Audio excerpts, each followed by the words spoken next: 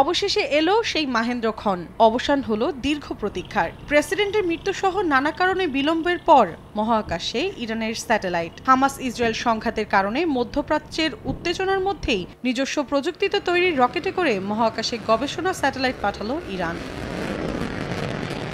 দেশটির বিপ্লবী গার্ড বাহিনী IRGCর তৈরি রকেটে করে স্থানীয় সময় শনিবার উৎক্ষেপণ করা হয় চামরান-1 স্যাটেলাইটটি। ইরানের রাষ্ট্রীয় সংবাদ সংস্থা ইনা জানায়, IRGCর অ্যারোস্পেস বিভাগের তৈরি করা কায়েম 100 রকেটে করে পাঠানো হয় গবেষণা স্যাটেলাইটটি। ভূপৃষ্ঠ থেকে 550 কিলোমিটার ওপরে পৃথিবীর নিম্ন কক্ষপথে স্থাপন করা হয় 60 কিলোগ্রাম ওজনের স্যাটেলাইটটি। মহাকাশে কোন ধরনের হার্ডওয়্যার ও সফটওয়্যার কাজ করে তা যাচাই বাছাই করাই চামরান-1 এর মূল উদ্দেশ্য বলে জানা গেছে।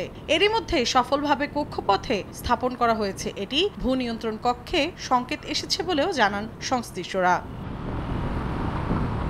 ইরানের এই স্যাটেলাইট উৎক্ষেপণের উদ্দেশ্য নিয়ে ভিন্ন মত যুক্তরাষ্ট্রের। তেহরানের এই কার্যক্রমকে ব্যালিস্টিক ক্ষেপণাস্ত্র উন্নয়নের পরিকল্পনা হিসেবে দেখছে তারা। এর আগে মার্কিন পররাষ্ট্র দফতর জানায়, তেহরানের স্যাটেলাইট উৎক্ষেপণ জাতিসংঘের নিরাপত্তা বিধিকে লঙ্ঘন করে।